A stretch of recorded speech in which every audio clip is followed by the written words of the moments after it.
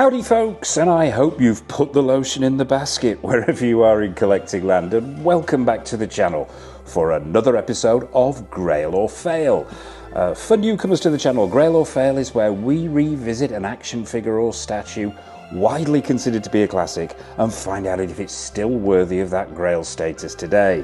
So, under investigation today, we have not one, but two figures. Yes folks, it's Blitzway's 1/6 scale take on everyone's favourite cannibal, Hannibal Lecter, aka Sir Anthony Hopkins, in the role that garnered him an Oscar way back in 1991 in Jonathan Damme's classic adaptation of the Thomas Harris novel, The Silence of the Lambs. So, usual format folks, we will get uncomfortably close to both versions of the psychopathic psychiatrist. Then it's verdict time, and we'll be wrapping the whole thing up with the usual showcase at the end. But before we dive in, I'd like to send a Quantico-sized shout out to everyone who supported the channel. And please drop a like and hype on this video, as it helps other people find Go Figure. And if you haven't already, be sure to mash that subscribe button and bell notification icon so you're sure not to miss any of the action figure news, reviews, previews, showcases, and all that other good stuff that we've got coming up. So, without further ado, let's dive in and find out if Dr. Chilton's most prized asset is a Grail or a Fail.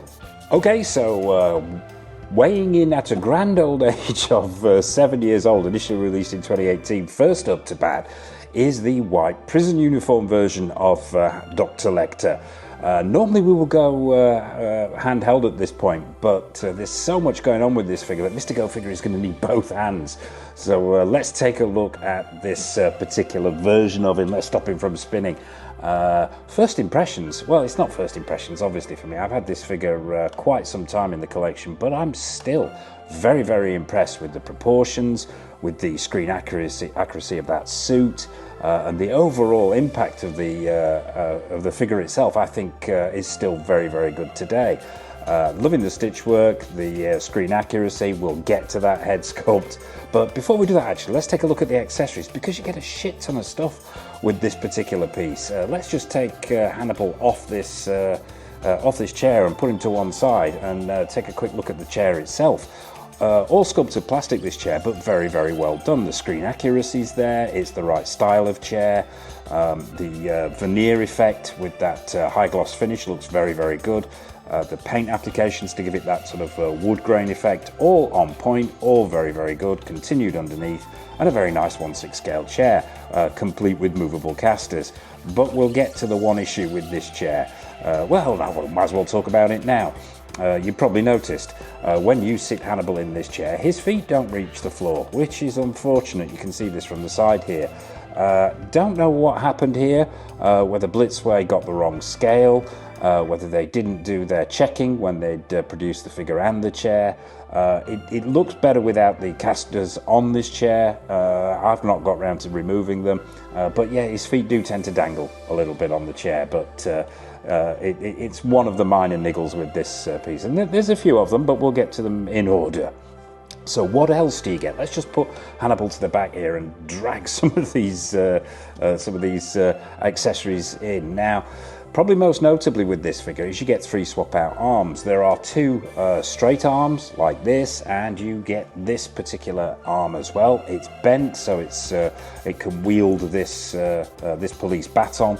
Baton itself is sculpted plastic, done in this high gloss finish and really nice, and slots into that hand there, so you can replicate that sequence where he's wailing down on one of his prison officers. But we'll put those to one side. Now, the arms themselves, let's have a quick look at them. Now, they're static, these arms, and they're attached by magnets, as you can see here.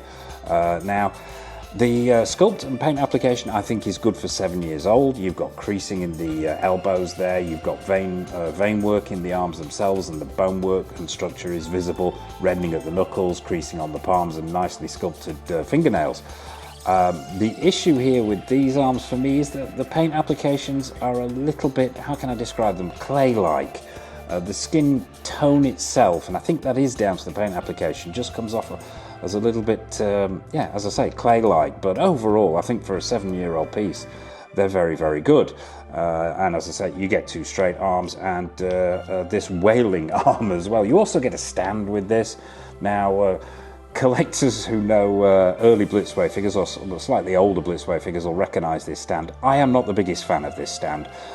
It can be a bit of a ball ache in construction. You have to remove this bottom plate here, then you have to insert these two metal rods underneath into a groove section, which then you have to slot into this top piece here, which then holds the crotch cup itself, and the whole thing is a bit of a palaver. It's not the most stable thing in the world, and I am not a huge fan of them. But you can use it to have Dr. Lecter here in a stood-up pose. What else do you get? Well, covered those arms, you also get some artwork, which is a nice inclusion. You get this particular print here of the art from Hannibal's cell in the movie, and I do use these in the display, and I think they're a really nice inclusion printed on paper here, on a really nice quality paper. And this is the Duomo and Palazzo Vecchio as seen from the Belvedere, and it is very, very good, and it's seen in his cell in the movie. It's a hint at the location of Buffalo Bill, and an aside to Dr. Lecter's cultural taste and very, very good memory. So nice inclusion that as well. You also get this little eye. Now, I'm not quite sure where this features in his cell. I'm sure it's there, but once again, the eye being a motif that appears a lot in Silence of the Lambs, referencing to coveting what we see. So nice inclusion. You also get this 6-scale representation of the movie poster itself. Fantastic. Mentioned the baton. You also get some fully metal handcuffs. Great to see. Full metal. The chain's metal. The cuffs themselves are metal, which is a great inclusion. You get his little lock knife here that he does unspeakable things to his prison guards with. Paint application is really good. It's very small. Sculpt is very good. Paint's very good. The handle itself is given that white coat to give you that ivory look, and it's got some fish on there. So yeah, once again, nicely done, if a little on the delicate side. Exercise caution with that. And you also get the pen, which he takes apart and uses to escape.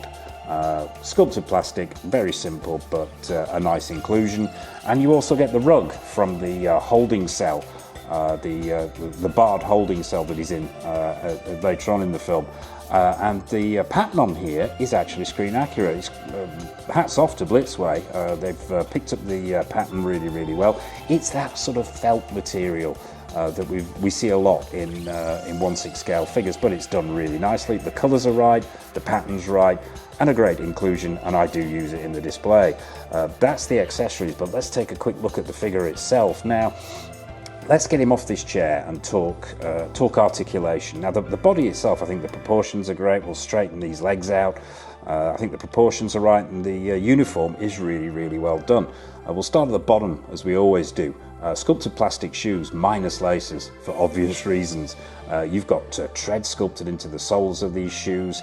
The articulation is good. You've got sideways movement, forward and backward movement. The prison uniform itself is that super white, really nicely done.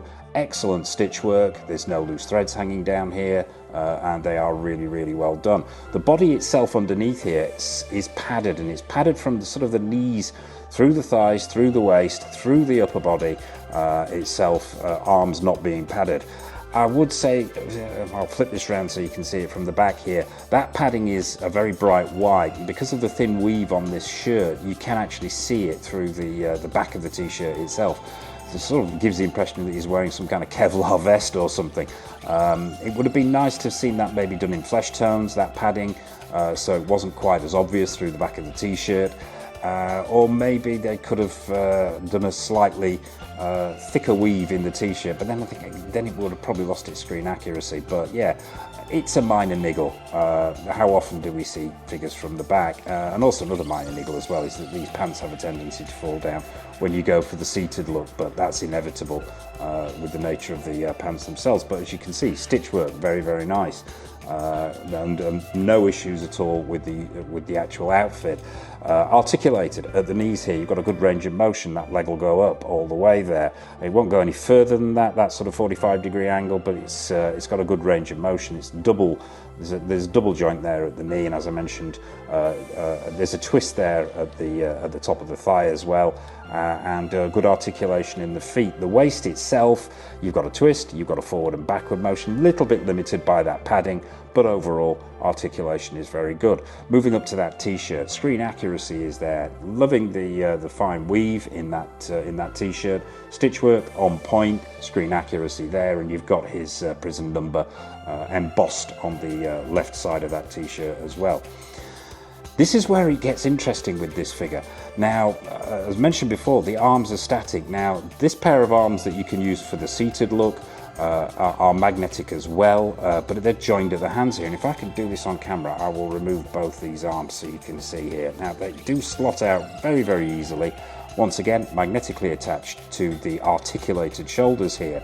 So if you're wanting to swap out the arms, it's a really, really easy process. Just grab a spare arm there and in it slots, and those magnets are very, very secure. Now, this beggars a question though, because we've got articulation at the waist, we've got articulation at the knees, and at the feet, and the head sculpt itself as well moves, but there's no articulation in the elbow joints or at the wrists here. So is this a full 1/6 scale action figure? Probably not, no. It's probably 70-80% a full action figure with a hint of statue thrown in with these arms.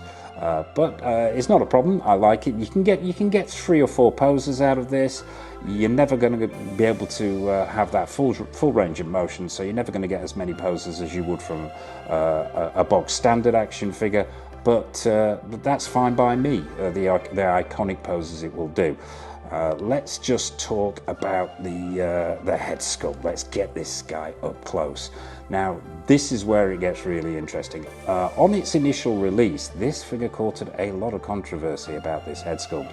And throughout this video, what I'm going to do is put up some pictures in the top left-hand corner there, not only of the prototype shots, but also of some stills of Sir Anthony himself from the movie. Now, personally, I think this is an excellent head sculpt. Fixed neck, as I mentioned, decent range of motion going on there, forward and backward and side to side. But the real controversy was regarding the degradation, shall we say, from the prototype shots to this particular production version. And once again, as I say, shots at the top there. Now, I personally think the prototype shots of this of their take on Hannibal Lecter, he looked a little bit too old. I think this is far more in keeping with the age Anthony Hopkins was in Silence of the Lambs. But make your own decisions. Have a look at the photos. I think he looks too wrinkly in the prototype. So the fact that they smoothed that face out a little bit actually works better for me. It did come in for a lot of stick, and I think a lot of that stick was unjustified. I think this is a cracking Anthony Hopkins head sculpt. I like the skin tones and textures, although they do have a little bit of that clay-like quality that we talked about with these arms. I think that can be put down to the age of this figure. We have come forward in leaps and bounds in paint applications, but I still think it is a cracking head sculpt. Unmistakably Anthony Hopkins, unmistakably Hannibal Lecter. The crow's feet around the eyes, there's a slight reddening to the eyes themselves. Yes, the eyes could be slightly glassier, but it's of its time. You've got furrows in the eyebrows there, you've got texturing in that skin and a hint of 5 o'clock shadow. Loving the hair here. You've got that slick back hair, obviously, individual strands picked out with just little hints of grey going on in there, but not too much. And overall, I think that is a cracking head sculpt. Is it the same as the prototype they showed us? No. Has it been softened a little bit? Yes. Yes, it has. But is it still a good head sculpt? Yes, it is, in my opinion. I think it's a cracker. So there you have it, folks. That is the white prison suit version of Dr. Lecter. Let's get him back in that chair. Well, let's not get him back in that chair, because he won't sit in that chair with his arms down like this. But I think what we should do now is bring out the straitjacket version. So the straitjacket version of Dr. Lecter, and possibly one of the most iconic looks from Silence of the Lambs. Now, if the first figure, the white prison uniform figure, was 60% statue, this is probably 80% statue, this version. And the reasons for that being, well, there is articulation in this figure. The knees are articulated, but the accessories that this comes with, this sack barrow that they carry him round in, and the fact that he's wearing a straitjacket really makes this figure damn near unposable. But why would you want him in any other look than this iconic look, I ask myself. So yeah, is it an action figure? Is it a statue? Comments in the comment section below, please. But obviously can't give first impressions on this figure either, been in the collection a long time as well, but I still think it looks amazing.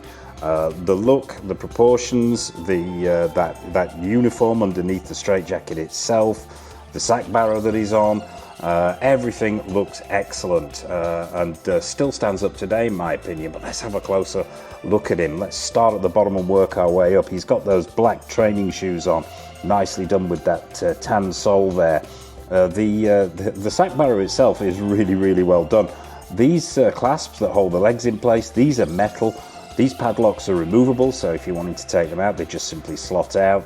The orange of the uniform underneath, now I'm not sure whether this is faded or whether it was actually this colour originally. I don't think it's faded because I got it new and out of the box. I remember this being this colour. Would like to have seen it pop a little bit more in the orange department, but overall the quality of the cotton they've used in the outfit is great. The stitch work is on point, not a loose thread hanging down. The actual straitjacket itself, really nicely done, I've got to say. Stitch work on point. They've used a canvas material and a nylon material in places to give it that contrast in textures. It's been weathered, so this doesn't look like a brand new straitjacket. There's some weathering on the arms there, the light's catching that, there's weathering on the shoulders. And overall, it's been given that used look, that worn look, which I think is in keeping with the film itself. Upwards to the head sculpt, and you can see that orange prison uniform is actually visible through the top of the straitjacket there. Now, you could take this straitjacket off, not quite sure why you'd want to do that. It is removable. It's a pain in the arse doing it. You've got all these straps at the back there. So yeah, I can't quite see the point of that. This sack barrow, I've got to say, is very well done. You've got moving wheels on here. It's sculpted plastic pretty much throughout, other than from the odd little spot where it's metal, like these ankle clasps that we talked about. But the actual proportions of it, the sculpt, the paint applications to give it that metallic look, all on point.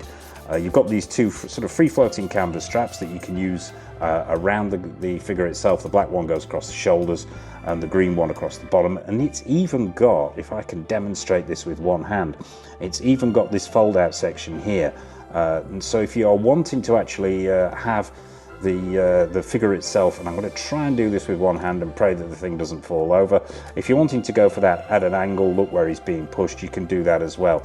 And the whole mechanism itself is on pistons on the inside there. Yes, it's a tad delicate, and I would say exercise caution, but it's a great inclusion. It's not something I use in the display. Having him at that 45-degree angle would make him difficult to see in the display, but overall I think it's a great idea to have it included as well, to give it that feel of authenticity. At the top there, you've got that padded headrest. That's solid plastic, but it's sculpted and painted to give it that material look. And overall, yeah, I think they've done a cracking job here, Blitzway. Not so many accessories with this particular figure, as I'm assuming Blitzway the talking sack barrow is the main accessory itself. But what you do get is this wonderful signpost. Now, those who know the movie will know where this features. It's at the top of the hill when Starling is doing the assault course, Quantico. It's sculpted plastic to look like wood, and they've done a very good job here. There's graining in there, the paint applications are very nice to give it that wood effect, and then you've got those panels that have been stuck to the front there: hurt, agony, pain, love it, and pride. And they've been nicely weathered, nicely sculpted and nicely painted, and it's a nice little inclusion here and really sets off the display. The only other accessory you do get is this sort of wire mask, as opposed to the half face mask that you see on the figure now. This is quite delicate. It is that plastic that doesn't age that well, and it does have a brittle feel to it. So I would say if you do pick this figure up, be super careful when you attach this to his face, and it attaches by friction. You simply take off the half face mask and attach it by friction. Now I've got him wearing this particular face mask because I just think it's so iconic.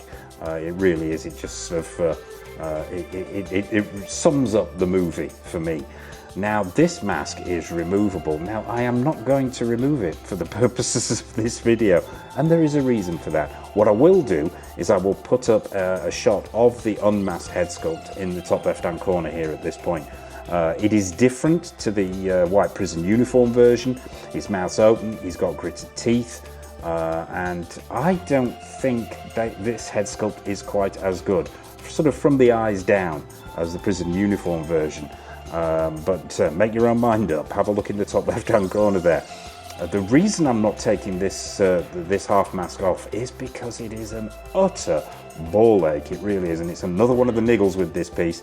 It attaches by, and if the camera's picking this up, these clasps here actually pin into holes. If I can get this camera to focus on that almost hockey-esque mask on the side there. And they are an utter nightmare to get to attach securely.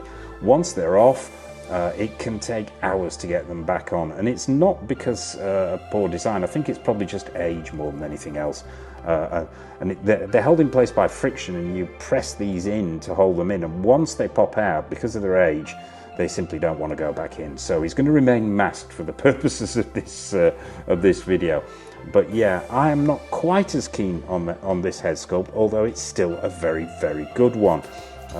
Once again, unmistakably Anthony Hopkins as Lecter. But yeah, it just doesn't work quite as well for me.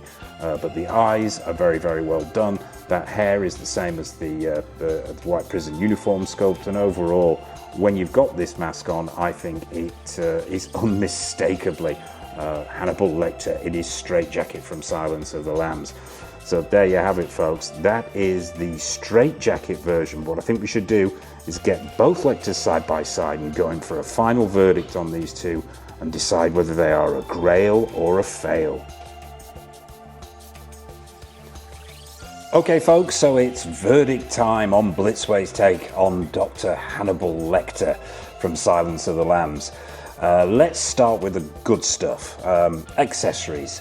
I think the accessories are amazing. Really, really good. Everything from the artwork that comes with the prison uniform version, the rug from the holding cell, the baton, the handcuffs, the knife, this wonderful sign, the sack barrow that comes with the straitjacket version. All excellent, all nailed on, really well done, and a fantastic addition to the figures themselves. The chair that he sits in, very, very good, although that has pluses and minuses that we'll get to. The proportions, nailed on. The quality and screen accuracy of the straitjacket version and the prison uniform version are phenomenal. Stitch work, excellent. Materials used, great. Head sculpts. Once again, that's going to be something that comes in pluses and minuses. I actually like these head sculpts. I think they are not as bad as rumour would have you believe. I think, no, they're not perfect by any stretch of the imagination. The unmasked straitjacket version is by far the weakest of the two, in my opinion.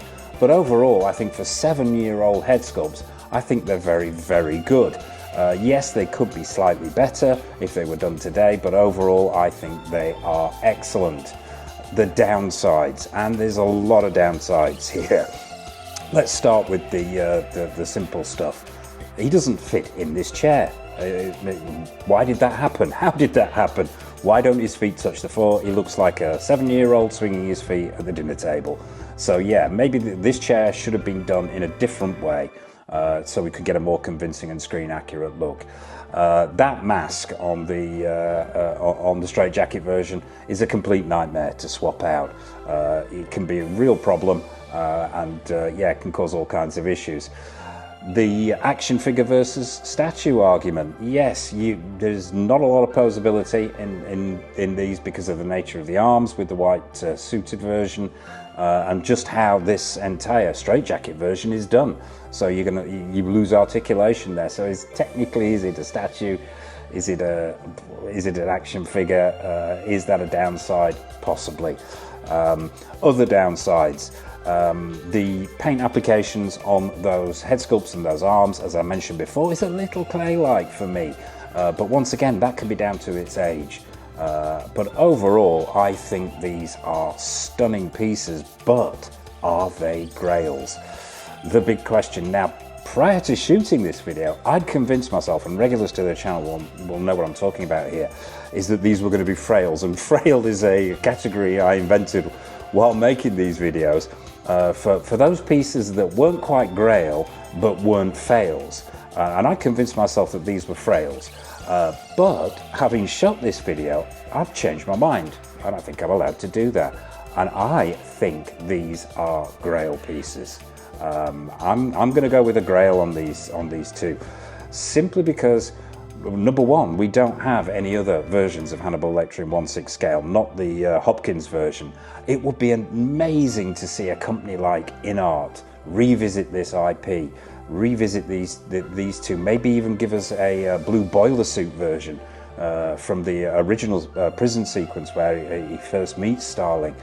Maybe give us a Clarice Starling as well, maybe even a Buffalo Bill. That would be phenomenal, and especially if a company like InArt handled it. We would see seamless arms, we would see the figure you could take out of the straitjacket and pose in different ways. We would see improved head sculpts and paint applications. But that to one side, I still think these are Grail pieces today. So there you have it, folks. That is Blitzway's 1/6 scale take on Anthony Hopkins as Dr. Lecter, and they're both Grails.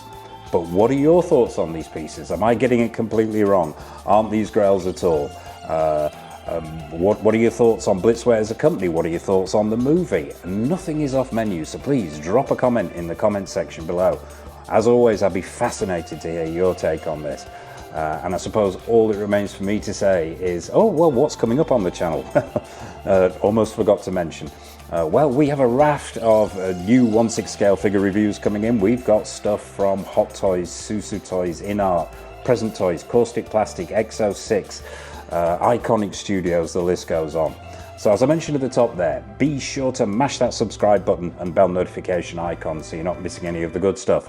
And I suppose all it remains for me to say is from myself and from the Grail that is Dr. Hannibal Lecter, a massive thank you for watching. Happy Halloween. Take care of yourselves. Happy collecting. And until next time on the channel, it's over to the showcase.